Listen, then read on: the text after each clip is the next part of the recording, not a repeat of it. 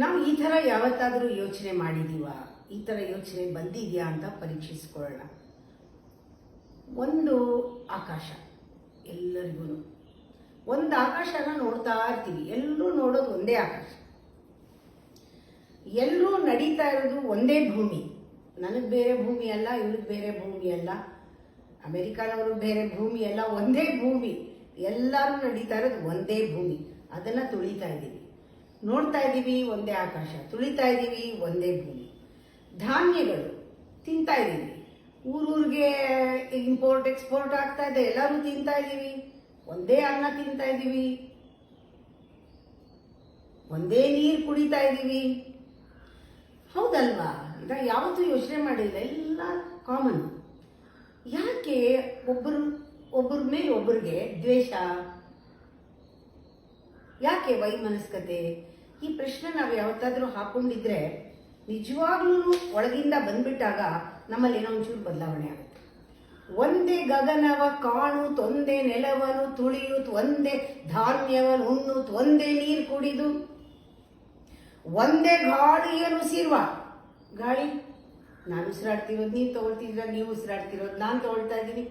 ಒಂದೇ ಗಾಳಿಯನ್ನು ಉಸಿರುವ ನರ ಜಾತಿಯೊಳಗೆ ಎಂತು ಬಂದುದೀ ವೈಷಮ್ಯ ಮಂಕುತಿಮ್ಮ. ಯಾವಾಗ ಬಂದು ವೈಷಮ್ಯ ಸೇರ್ಕೊಳ್ದು? ಎಲ್ಲ ಒಂದೇ ಆದರೂ, ಗಾಳಿ ಒಂದೇ, ನೀರು ಒಂದೇ, ತಿನ್ನೋದು ಒಂದೇ, ಓಡೋದೊಂದೇ, ಎಲ್ಲ. ಆದರೆ ಯಾಕೆ ವೈಷಮ್ಯ? ಎಲ್ಲಿಂದ ಬಂದಿರಬಹುದು? ನಾವು ಗಮನಿಸಬೇಕಾಗಿರೋದು ಎಷ್ಟೊಂದು ಅಂಶಗಳಿದೆ ಇದು ಆತ್ಮ ಸಂಶೋಧನೆಯಲ್ಲಿ. ಧರ್ಮ ನಮ್ಮ ಧಮನಿಯಲ್ಲೂ ಧರ್ಮ, ಹನಿ ಹನಿಯಲ್ಲೂ ಧರ್ಮ. ಅದು ನಿಜವಾದ ಧರ್ಮ, ನಮ್ಮ ಅಸ್ತಿತ್ವ ಅದು ಧರ್ಮ ಅನ್ನೋದು ಅಂತ ನಾವು ಹೇಳಿದಾಗ ಇದನ್ನ ನಾವು ಪರೀಕ್ಷಿಸಿ ನೋಡ್ಕೊಂಡಿದ್ದೀವ. ಅದರಲ್ಲಿ ಶ್ರದ್ಧೆ ಇದ್ರೆ ಎಲ್ಲದರಲ್ಲೂ ಆಟೋಮೆಟಿಕ್ ಆಗಿ ಶ್ರದ್ಧೆ ಬರುತ್ತೆ.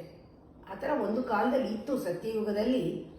ಸತ್ಯ ಧರ್ಮ ಅಂದರೆ ಅಸ್ತಿತ್ವಕ್ಕೆ ಹೆಚ್ಚು ಬೆಲೆ, ಆತ್ಮಕ್ಕೆ ಹೆಚ್ಚು ಬೆಲೆ, ಜೀವಕ್ಕೆ ಹೆಚ್ಚು ಬೆಲೆ, ಪ್ರಾಣಕ್ಕೆ ಹೆಚ್ಚು ಬೆಲೆ. ಇನ್ನು ಮಿಕ್ಕಿದೆಲ್ಲ ನಡೀತಾ ಇತ್ತು. ಈಗ ಏನಾಗಿದೆ, ಹೊರಗಡೆನೇ ಧರ್ಮನ ಎಲ್ಲೋ ಹೊರಗಡೆ ಹುಡುಕ್ತಾ ಇರೋದ್ರಿಂದ, ಹೊರಗಡೆ ನಾವು ಕೆಲಸ ಮಾಡೋದೇ ಧರ್ಮ ಆಗಿರೋದ್ರಿಂದ, ಬೇರೆಯವ್ರಿಗೆ ತೋರಿಸೋದೇ ಧರ್ಮ ಆಗಿರೋದ್ರಿಂದ ಧರ್ಮದ ಅರ್ಥನೇ ಹೊರಟೋಗಿದೆ. ಆಕ್ಚುಲಿ ಆ ಧರ್ಮ ಎಲ್ಲೋಗಿದೆ? ಆ ಧರ್ಮ ಇಲ್ಲದೆ ಇರೋದ್ರಿಂದ, ನಮಗೆ ಗೊತ್ತಿಲ್ಲದೆ ಇರೋದ್ರಿಂದ ಶ್ರದ್ಧೆನೇ ಇಲ್ಲ ಯಾವುದ್ರಲ್ಲೂ. ಒಂದು ಸಣ್ಣ ಉದಾಹರಣೆ ಮಾಡೋಣ. ಎಲ್ಲರಿಗೂ ಪೂಜೆ ಬೇಡ, ಪ್ರಸಾದ ಬೇಕು, ಅನುಗ್ರಹ ಬೇಕು, ಆಶೀರ್ವಾದ ಬೇಕು. ಇವ್ರು ಕೊಡೋ ಮರ್ಯಾದೆ ಅಥವಾ ಗೌರವ, ಆಶೀರ್ವಾದ ಬೇಕು, ರಿಸಲ್ಟ್ ಬೇಕು, ಕಮಿಟ್ಮೆಂಟ್ ಬೇಡ, ರೆಸ್ಪಾನ್ಸಿಬಿಲಿಟಿ ಬೇಡ, ಪಾರ್ಟಿಸಿಪೇಷನ್ ಬೇಡ, ಫಲ ಬೇಕು, ಶಾರ್ಟ್ಕಟ್, ಯಾರೋ ಮಾಡಿದ್ದಕ್ಕೆ ನಮಗೆ ಸಿಕ್ಬಿಡ್ಬೇಕು. ಇದೆಲ್ಲ ಹೆಂಗಾಗ್ತಿದೆ? ಏನೋ ಒಂದು ಧರ್ಮ ಅನ್ನೋದು ಶಿಥಿಲವಾಗ್ಬಿಟ್ಟಿದೆ. ಬಹಳ ಹಳೆ ಸತ್ಯಯುಗದಲ್ಲಿ ಇದ್ದಿದ್ದು ಈ ಕಲಿಯುಗ ಅಂದ್ರೆ ಅದೆಲ್ಲ ಹೊರಟೋಗಿದೆ. ಹೊಸದು ಮತ್ತೆ ಯಾಕೆ ಬಂದಿಲ್ಲ ಅಂದ್ರೆ ಏನು? ನಮ್ಮ ಮನಸ್ಸು ಈಗ ಕಾಂಪ್ಲಿಕೇಟ್ ಆಗಿದೆ. ಅಸತ್ಯದಲ್ಲಿ ಸತ್ಯನ ನೋಡುವಷ್ಟು ಟ್ರಾನ್ಸ್ಪರೆಂಟ್ ಆಗಿಲ್ಲ, ಅಷ್ಟು ಹೊಲಸಾಗಿದೆ ಮನಸ್ಸು. ಆಮೇಲೆ ಅಷ್ಟೊಂದು ಪಲ್ಯೂಟ್ ಆಗಿದೆ. ನಾವು ಅದನ್ನು ನೋಡ್ತಾ ಇಲ್ಲ. ಹೊಸದ್ಯಾವುದು ಬಂದಿಲ್ಲ ಅಂತ ಹೇಳ್ತೀವಿ. ಹೊಸದು ಯಾವುದು ಬರಬೇಕಾಗಿಲ್ಲ. ನಮ್ಮ ಮನಸ್ಸನ್ನ ಹೊಸದು ಮಾಡುವಂತಹ ಟೆಕ್ನಿಕ್ ಬೇಕೀಗ. ಹಳೇದೇ ಧರ್ಮ, ನಿಜವಾಗ್ಲೂ ಧರ್ಮ ಸತ್ಯ ಎಲ್ಲ ಇದೆ. ಆದರೆ ಈಗ complicated mind is not receiving that subtlety. ಯಾಕೆಂದ್ರೆ ಅದು ಜಡ ಆಗ್ಬಿಟ್ಟಿದೆ. ಇವಾಗ ಜಡ ಮನಸ್ಸನ್ನ ಹೋಗುವಂತ ಹೊಸದು ಯಾವುದು ಬಂದಿಲ್ಲ. ಹಳೆಯ ಭಕ್ತಿ ಶ್ರದ್ಧೆ ಅಳಿಸಿ ಹೋಗಿವೆ ಮಾಸಿ, ಹಳೆಯ ಭಕ್ತಿ ಶ್ರದ್ಧೆ ಅಳಿಸಿ ಹೋಗಿವೆ ಮಾಸಿ, ಸುಳಿವಿಲ್ಲವಾವ ಹೊಸ ದರ್ಶನದ ಹೊಳಪು. ಇದು ಯಾವ ಥರ ಆಗಿದೆ ಅಂದರೆ ನೋಡಿ, ಒಂದು ಮನೆ ಚೆನ್ನಾಗಿ ನಮಗೆ ಪಳೆದು ಬಿಟ್ಟಿದ್ರೆ, ಒಂದು 25 ವರ್ಷ ಒಂದೇ ಮನೆಯಲ್ಲಿ ಇದ್ದುಬಿಟ್ರೆ ಅಂಥವ್ರಿಗೆ ಕರೆಂಟ್ ಹೋದ್ರೂ ಕೂಡ ಎಲ್ಲೆಲ್ಲಿ ಏನಿದೆ ಅಂತ ಗೊತ್ತು. ಎಷ್ಟು ಸ್ಟೆಪ್ ಹಾಕಿದ್ರೆ ಸ್ವಿಚ್ ಬೋರ್ಡ್ ಇದೆ, ಎಷ್ಟು ಸ್ವಿಚ್ ಹೋದ್ರೆ ಒಂದು ಬಲಗಡೆ ಬಾಗಿಲಿದೆ, ರೂಮ್ ಯಾವ ಕಡೆ ಇದೆ, ಅಡುಗೆ ಮನೆ ಯಾವ ಕಡೆ ಇದೆ ಅಂತ ನೆಪ್ ಮೇಲೆ ಗೊತ್ತಾಗುತ್ತೆ. ಚೂರು ಲೈಟ್ ಇಲ್ಲದೆ ಇದ್ರು, ಅಂಧಕಾರ ಇದ್ರು. ಕುರುಡ್ರಿಗೂ ಅಷ್ಟೇ, ಕುರುಡ್ರಿಗೆ ಎಲ್ಲ ಒಂದು ರೀತಿ ಅವ್ರು ನೆಪ್ ಮೇಲೆ ಕೆಲಸ ಮಾಡ್ತಾರೆ. ಇವಾಗ ನಮ್ಮ ಒಂದು ಪಾಡ್ ಏನಾಗಿದೆ ಅಂದ್ರೆ ಕುರುಡ್ರ ತರ ಏನಾಗಿದೆ, ಮನೆ ಬಿದ್ದೋಗಿದೆ, ಮನೆ ಬಿದ್ದೋಗಿದೆ, ಪಳಗಿದ ಮನೆ ಬಿದ್ದೋಗಿದೆ, ಆಯ್ತಾ. ಒಬ್ಬ ಕುಂಟ ಒಬ್ಬ ಕುರುಡ, ಮನೆ ಬಿದ್ದೋಗಿದ್ರೆ ಕುಂಟ ಕುರುಡನ್ಗೆ ಏನಾಗುತ್ತೆ ಇವಾಗ, ನೆಪ್ಪ ಮೇಲೆ ಹೋಗ್ತಿದ್ದ ಅವನು ಗೊತ್ತಾಗಲ್ಲ, ಇವನ್ ಹೆಲ್ಪ್ ತಗೊಳ್ತಾ ಇದ್ದ ಇವನಿಗೆ ಹೋಗಕ್ ಗೊತ್ತಾಗ್ತಿಲ್ಲ, ಇವನ್ ಕರ್ಕೊಂಡು ಹೋಗ್ತಿದ್ದ ನೆಪ್ ಮೇಲೆ. ಹೀಗೆ ಕುಂಟ ಕುರುಡ್ರ ತರ ಆಗ್ಬಿಟ್ಟಿದೀವಿ ನಾವು. ಇದು ಒಂದು ತಳಮಳ ಲೋಕ. ಇಡೀ ಲೋಕದಲ್ಲಿ ಎಲ್ಲ ಕುರುಡ್ರು ಕುಂಟ್ರ ತರ, ಎಲ್ಲ ಮನೆ ಬಿದ್ದೋದ್ರೆ ಏನು ನಮಗೆ ತೋಚಲ್ವಲ್ಲ, ದಿಕ್ಕೆ ತೋಚಲ್ವಲ್ಲ, ಆ ರೀತಿ ಆಗ್ಬಿಟ್ಟಿದೀವಿ. ಯಾಕೆಂದ್ರೆ ಹಳೆಯ ಭಕ್ತಿ ಶ್ರದ್ಧೆ ಅಳಿಸಿ ಹೋಗಿವೆ ಮಾಸಿ, ಸುಳಿವಿಲ್ಲ ಯಾವ ಹೊಸ ದರ್ಶನದ ಹೊಳಪು. ಪಳಗಿದ ಮನೆ ಬಿದ್ದ ಕುಂಟ ಕುರುಡನ ತೆರದಿ ತಳಮಳಿಸುತ್ತಿದೆ ಲೋಕ ಮಂಕುತಿಮ್ಮ. ಲೋಕ ಅಂದ್ರೆ ಲೋಕದ ಜನ ಅಂತ. ಈಗ ಇದು ಯಾವ ಸ್ಟೇಟ್ ಅಂದ್ರೆ, ಸರಿಯಾಗಿ ಸಂಸ್ಕಾರ ಆಗದೆ ಇದ್ರೆ ಅವರು ಪ್ರೇತ ಆಗಿ ಅಲಿತಾರಂತೆ. ಈ ಕಡೆ ಭೂಮಿಯ ಸೆಳೆತಕ್ಕೂ ಇಲ್ಲ, ಮೇಲೂ ಹೋಗಲ್ಲ, ಎಡಬಿಡಂಗಿ ತರ ಓಡಾಡ್ತಾರೆ ಅಂತ. ಆ ತರ ತಲ್ಲಣಿಸ್ತಾ ಇದ್ರು. ತಲ್ಲಣ ಅಂದ್ರೆ ಅಲ್ಲೂ ಇಲ್ಲ, ಇಲ್ಲೂ ಇಲ್ಲ, ಎಲ್ಲೂ ಇಲ್ಲ, ಹಳೆದೂ ಇಲ್ಲ, ಹೊಸದು ಬಂದಿಲ್ಲ, ಹಳೆ ಧರ್ಮ ಸತ್ತೋಗಿದೆ, ಹೊಸ ಧರ್ಮ ಹುಟ್ಟಿಲ್ಲ. ಈ ತಳಮಳಕ್ಕೆ ಯಾವತ್ತು ಕಡೆ ಕೊನೆ ಯಾವಾಗ? ಇಳೆಯ ಬಿಟ್ಟು ಇನ್ನು ಎತ್ತಲೂ ಐದದ ಪ್ರೇತ. ಇಳೆ ಬಿಟ್ಟಿದೆ, ಈಗಲೇ ಇಳೆ ಬಿಟ್ಟಿದೆ, ಭೂಮಿ ಬಿಟ್ಟಿದೆ, ಮೇಲಕ್ಕೆ ಹೋಗಕ್ಕಾಗ್ತಿಲ್ಲ, ಕೆಳಗಡೆ ಎಳಿತಾ ಇದೆ, ಇನ್ನು ಮೇಲಕ್ಕೆ ಹೋಗ್ಬೇಕು. ಅದು ಸಂಸ್ಕಾರವಿಲ್ಲದೆ ಇದ್ರೆ ಹೋಗಲ್ಲ, ಪ್ರೇತ ಆಗಿದೆ. ಪ್ರೇತ ಅಲ್ಲಿಯೋ ಹಂಗಲಿತಾ ಇದೀವಿ ನಾವು. ಇಳೆಯ ಬಿಟ್ಟಿನ್ನು ಮೆತ್ತಲು ಮೈದದ ಪ್ರೇತವಲ ಅಲೆವಂತೆ ಲೋಕ ತಲ್ಲಡಿಸುತ್ತಿರುವುದಿಂದು. ಹಳೆ ಧರ್ಮ ಸತ್ತಿರುವುದು, ಹೊಸ ಧರ್ಮ ಹುಟ್ಟಿಲ್ಲ, ತಳಮಳಕ್ಕೆ ಕಡೆಯಂತೋ ಮಂಕುತಿಮ್ಮ. ಇದು ನೋಡಿ, ಅವರೇ ಸಮಾಧಾನ ಹೇಳ್ಕೊತಾರೆ. ಅಂದ್ರೆ ಇದೆಲ್ಲ ಅವ್ರ ಮನಸ್ಸಿನಲ್ಲಿ ಯಾವ ರೀತಿ ನಡೆದಿದೆ, ನಮ್ಮ ಮನಸ್ಸಿನಲ್ಲಿ ಯಾವ ರೀತಿ ಪ್ರಶ್ನೆಗಳು ಬರಬೇಕು, ಅದಕ್ಕೆ ಉತ್ತರ ನಮಗೆ ಸಿಗಬೇಕು, ಸಮಾಧಾನ ಆಗಬೇಕು, ಮತ್ತೆ ಸಮಾಧಾನ ಹೋಗ್ಬೇಕು, ಪುನಃ ನಾವು ಅದಕ್ಕೆ ಏನಾದರೂ ಮಾಡಬೇಕು. ನನಗಂತೂ ಸಿಕ್ಕಾಪಟ್ಟೆ ಇಷ್ಟ. ಈ ತಳಮಳ ಯಾಕೆ ಇರ್ಬೋದು ಅಂತ ಅವರೇ ಪಾಸಿಟಿವ್ ಆಗಿ ಯೋಚನೆ ಮಾಡ್ತಾರೆ.